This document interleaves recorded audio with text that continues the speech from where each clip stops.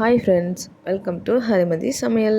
இன்றைக்கி ஹரிமதி சமையலில் என்ன ஸ்பெஷலாக செய்ய போகிறோம்னு பார்த்தீங்கன்னா, தக்காளி வச்சு நல்லா ஒரு முட்டை கிரேவி தான் செய்ய போகிறோம். அது எப்படி செய்யுதுன்னு பார்த்துக்கலாம் வாங்க.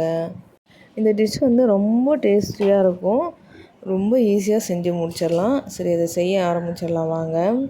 இப்போது ஒரு பாத்திரம் வச்சு நல்லா தேவையான அளவு எண்ணெயை ஊற்றி சூடு பண்ணி வச்சுருக்கேன். இதில் கொஞ்சமாக சீரகம், சின்ன சீரகம் சேர்த்துக்கோங்க. அதே அளவுக்கு பெரிய சீரகம் சேர்த்துக்கோங்க, அதாவது சோம்பு. இது ரெண்டும் நல்லா பொரிஞ்சு வந்த பிறகு ஒரு 3 பெரிய வெங்காயம் நான் கட் பண்ணி வச்சுருக்கேன். அதையும் இதில் சேர்த்து நல்லா வதக்கிக்கலாம்.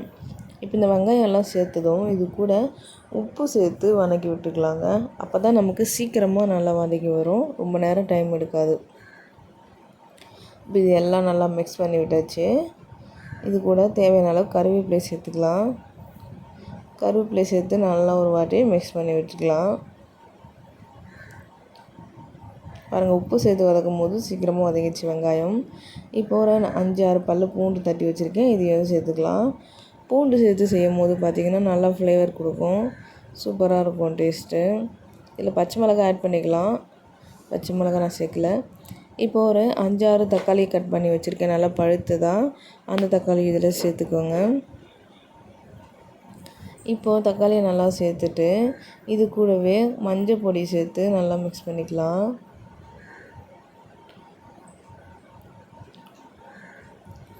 மஞ்சத்தூள் வந்து ஒரு 1/4 டீஸ்பூன் சேர்த்து இப்போ இந்த தக்காளியை நல்லா மிக்ஸ் பண்ணி விடலாம். ஏன்னா மஞ்சள் பொடி சேர்க்கும் போது இதில் இருந்த நீரெல்லாம் வற்றி வந்து சீக்கிரமாக வதங்கிடும் நமக்கு. இது அப்படியே ஒரு 5 நிமிஷம் விட்டோம்னா நல்லா குழஞ்சி வெந்துடும் தக்காளி. இப்போ பாருங்கள், நல்லா வெந்துடுச்சு. இப்போ லைட்டாக மசிச்சு விட்டுக்கலாம்.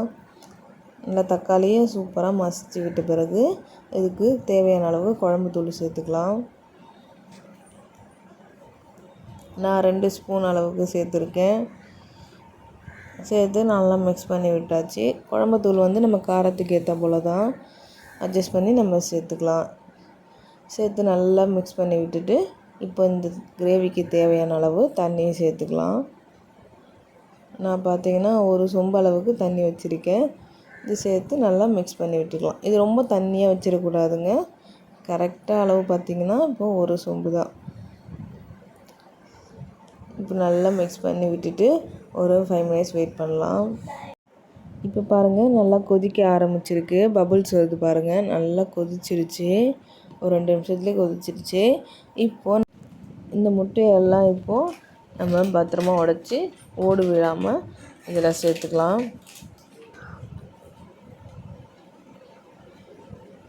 இப்போ நான் வந்து 5 முட்டைக்கிட்ட சேர்த்துருக்கேன். பார்த்து பொறுமையாக தான் இதை நம்ம உடச்சி சேர்க்கணும், இல்லைன்னா ஓடு விழுந்துடும் குழம்புல. எல்லா முட்டையும் ஒன்று ஒன்றா பொறுமையாக சேர்த்துக்கலாம். இப்போ அவ்வளோதான், லாஸ்ட்டு முட்டை இதையும் நான் சேர்த்துட்டேன்.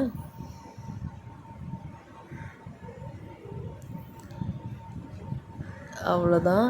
இப்போ அந்த குழம்பு வந்து நம்ம ஸ்லோவாக வச்சு கொஞ்ச நேரம் கொதிக்க விடலாம். ஏன்னா முட்டை வந்து அடி பிடிச்சிக்கும். ஒரு 5 நிமிஷம் கழித்து பார்த்திங்கன்னா இந்த மாதிரி திருப்பி விடலாம். 5 நிமிஷம் கூட தேவையில்ல, 2 நிமிஷத்துலேயே வெந்துடும். பாருங்கள், இவ்வளோ சூப்பராக வெந்திருக்கு. இதை வந்து இப்படி கரண்டி வச்சு இப்படி திருப்பி விட்டுக்கலாம். அப்போ தான் இந்த பக்கம் இருக்க மஞ்சள் கருவும் நல்லா வேகும். நடுவில் வச்சு குழப்பிடாமல் இந்த மாதிரி பார்த்து பத்திரமா திருப்பி விட்டுக்கோங்க. இப்படி எல்லா முட்டையும் திருப்பி விட்டுடலாம். அதாவது ஃபஸ்ட்டு எந்த முட்டையை ஊற்றுனமோ அதுபடி ஞாபகம் வச்சுட்டு ஒன்று ஒன்றா திருப்பினோம்னா நல்லா ஈஸியாக உடையாமல் சூப்பராக முழுசாக வரும். இந்த மாதிரி எல்லா முட்டையுமே திருப்பி விட்டதுக்கப்புறம் இதில் தேவையான அளவுக்கு கொத்தமல்லி இலைகளை போட்டுக்கலாம். அவ்வளோதான். இப்போது வந்து நம்ம மொத்தமாகவே ஒரு 5 நிமிஷத்தில் இந்த முட்டையெல்லாம் வெந்துருச்சு. கிரேவியும் பாருங்கள் நல்லா வற்றி வந்துடுச்சு. நம்ம ஊற்றின எண்ணெய் தான் மேலே பிரிஞ்சு வர ஆரம்பிச்சிருச்சு. அவ்வளோதான். இப்போ நான் ஸ்டவ் ஆஃப் பண்ணிட்டேன். இப்போ பாருங்கள், இந்த முட்டை கிரேவி எவ்வளோ சூப்பராக ரெடி ஆகிருக்கு. இந்த முட்டை கிரேவி பார்த்திங்கன்னா எங்களுடைய ரொம்ப ரொம்ப பிடிச்சமான ஒரு ஃபேவரட் டிஷ்ஷுங்க. இப்போ ஏதாச்சும் ஒரு நான்வெஜ் செய்கிற டைம் ஆகிடுச்சு, கறி எடுக்க முடில, மீன் வாங்க முடியல அப்படின்னா நாங்கள் இந்த முட்டையை வாங்கி இந்த மாதிரி தக்காளி தொக்கோடு வச்சு ஈஸியாக செஞ்சு முடிச்சுருவோம். இது ரொம்ப ரொம்ப பிடிச்சமான ஒரு டிஷ்ஷு எங்கள் வீட்டில். ஸோ நீங்களும் மறக்காமல் செஞ்சு சாப்பிட்டு பாருங்கள். எப்படி இருந்ததுன்னு கமெண்ட் பண்ணுங்கள் ஃப்ரெண்ட்ஸ். தேங்க்யூ.